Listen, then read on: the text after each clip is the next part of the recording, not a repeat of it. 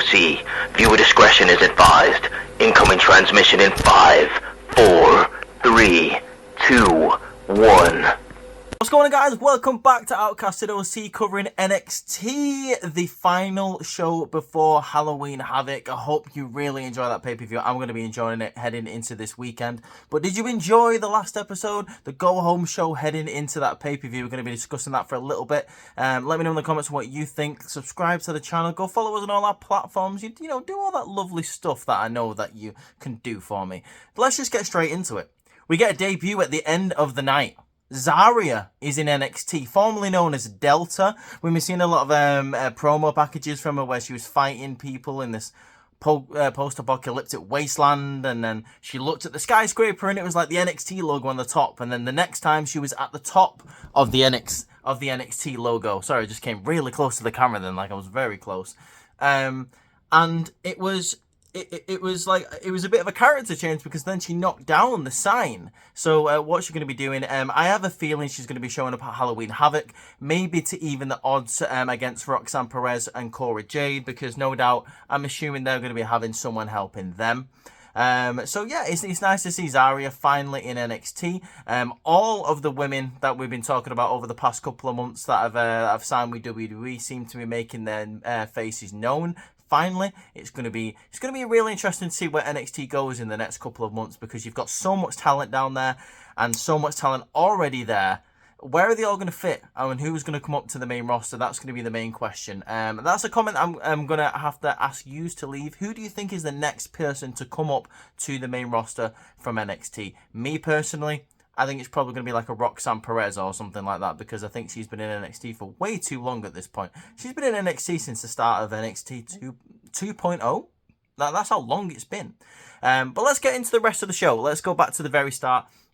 Well, let's say at the very start. I'm just going to be talking about all the championships and all the stuff that's going to be going on at Halloween Havoc, really, guys, because this week was a bit of like a... I don't really want to call it a nothing show. It was more kind of your typical go home show. So let's stick with the women so far. Let's talk about the main event tag team match. We get the team of Julia and Stephanie Vaquer taking on the team of Fatal Influence. The two people that were in the ring for Fatal Influence was Fallon Henley and JC Jane. Now, Fallon and JC got quite a lot of offense in this match. However, we all know what this match was here for. It was to give the crowd a showcase of what Julia and Stephanie can do as a tag team. Obviously, they're going to be in the main event of Halloween Havoc at the end of the on Sunday. So it's basically just to show what we're in store for. So there was always ever going to be one winner. But at the same time, you kind of need to build up Fatal Influence, because they're going to be going after the North American Championship on Halloween Havoc. The end of this match comes where the rest of Fatal Influence are trying to get involved. However, Kalani Jordan helps get rid of Jasmine Nix on the outside. Obviously, Stephanie ends up beating Fatal Influence for the 1, 2, 3. We go up to the stage where they spin the wheel and make a deal.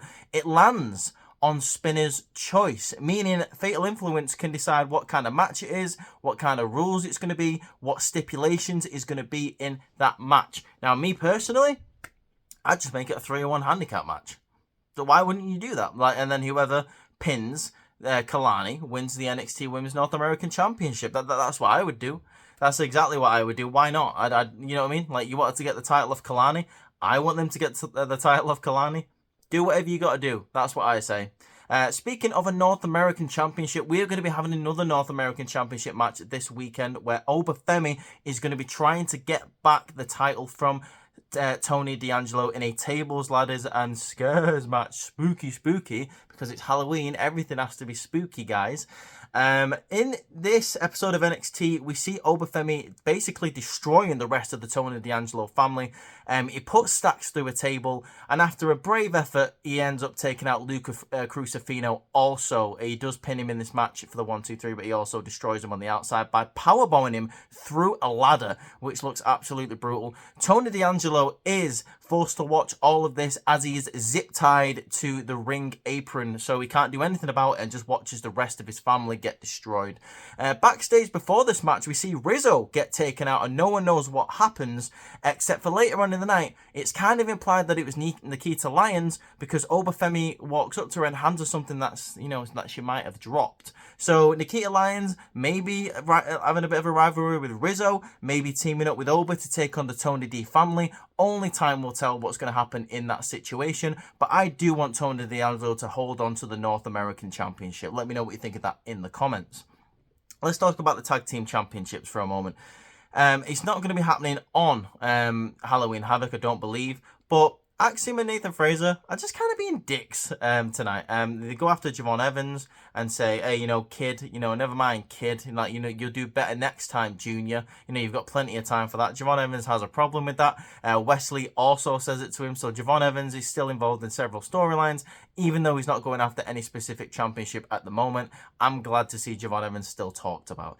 Another tag team match that happened this week was OTM taking on Hank and Tank with a special guest.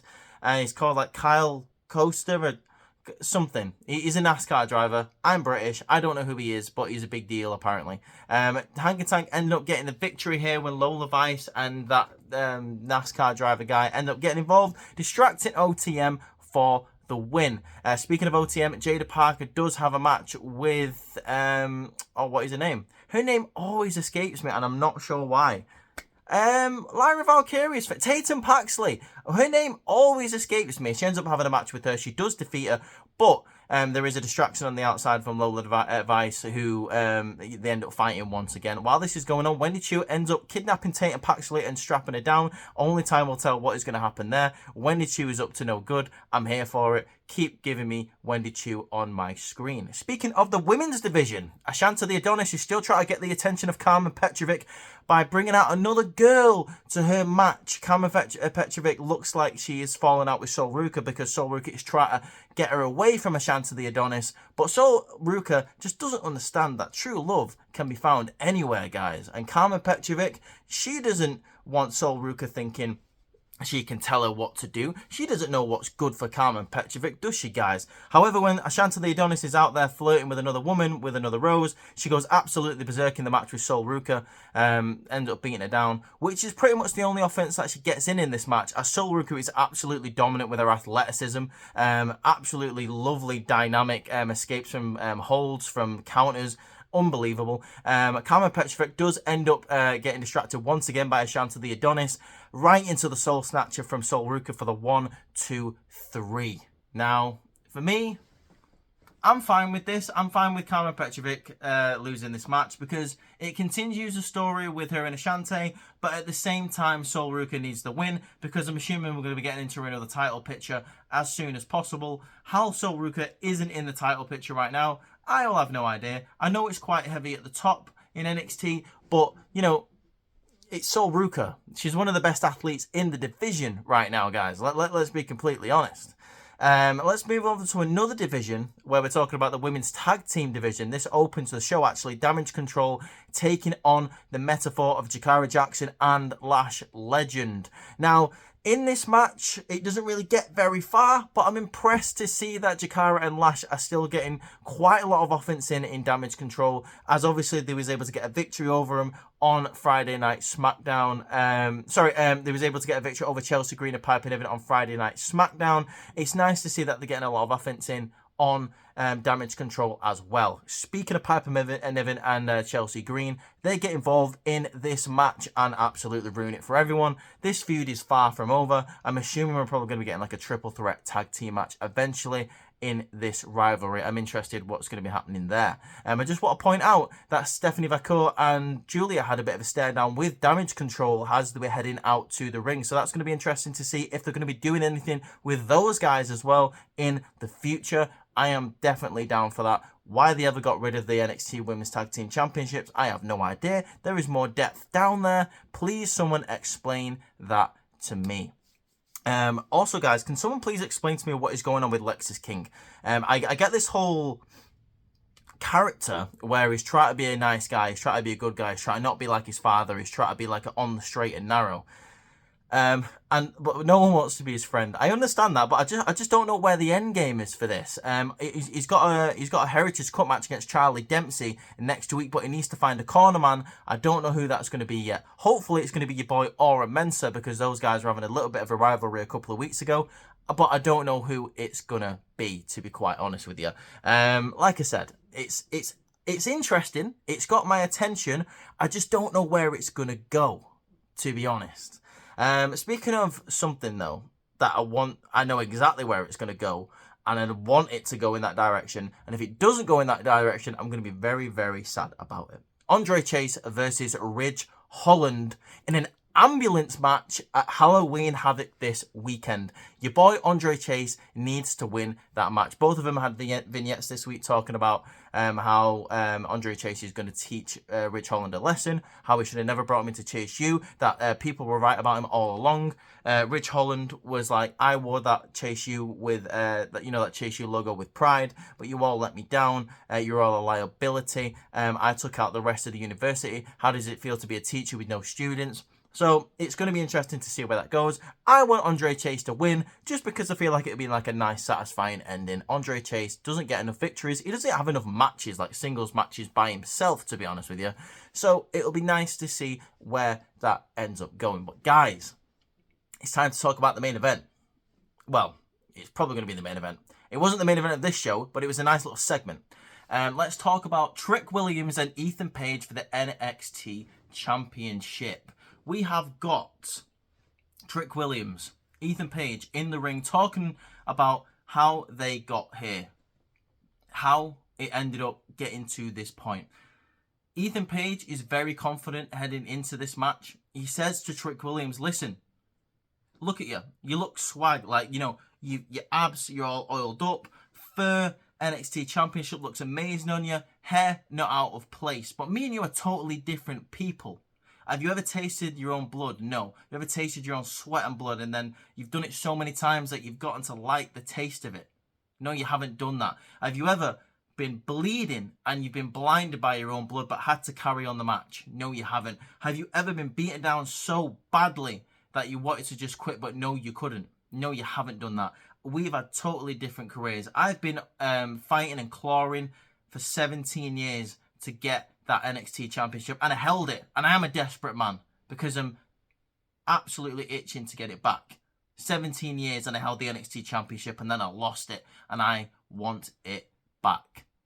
Trick Williams turns around, he's quite calm about the situation. He says, you're right, we don't come from like the same background, but I'm not going to apologise for being blessed. I am the NXT Champion. Did you see all of my rivalries with Mello, with Ilya Dragunov, with Pete Dunne? Ethan Page says, all of them pale in comparison to me. You don't understand the lengths I'm willing to go to become NXT Champion. And Trick Williams turns around and goes, well, I'm glad you like all of those things that you told me about, because this Sunday, I'm going to turn around and beat your ass again and make you feel all of that all over again. This got me really excited for the NXT Championship, guys. I'm not going to lie. I don't know if Trick Williams is going to be dropping the championship. I don't really want him to at this point. I want him to have a little bit of a longer run than he did with the first reign. At the same time, though, with Ethan Page, he needs something to do in NXT, and Trick Williams has been there for a while, so the door is open for him to go up to the main roster. But with Ethan Page, I don't really mind what he does at this point. I think he has a lot of stories to tell in NXT, unlike Trick Williams, where he's kind of done it all. But I am excited for that match. I'm excited for all the matches, to be honest with you. The Women's North American Championship in that Spinner's Choice match. The Men's Tables, Ladders and Scares North American Championship. Tony D taking on Obafemi. That's going to be interesting. You got the Women's Tag Team match, the big Women's Tag Team match. Stephanie and Julia taking on the team of Cora Jade and your NXT Women's Champion, Roxanne Perez. And in the main event, before we get to the main event, you got an ambulance match where you got Andre Chase taking on Ridge Holland. And in the main event, NXT Championship, Devil's Playground, Trick Williams defending against All Ego Ethan Page. I can't wait for the show. But guys, let me know what you think in the comments of NXT this week. Are you excited for NXT Halloween Havoc coming this weekend? If you like the video, guys, make sure you hit the thumbs up button and subscribe to the channel so you never miss a video. Also, go follow me and the rest of the guys on TikTok, Instagram, X, and you know, any other social platform that I've forgotten about. You can also find Outcasted OC on all of those platforms as well. But for now, guys, stay tuned. Make sure you check out the reviews that are coming for you later on in the week. Make sure you check out the podcast this week. It's going to be an interesting one. We have got a quiz night, baby. Let's go. I am really looking forward to it. But for now, guys, take care. I love you all, and peace out.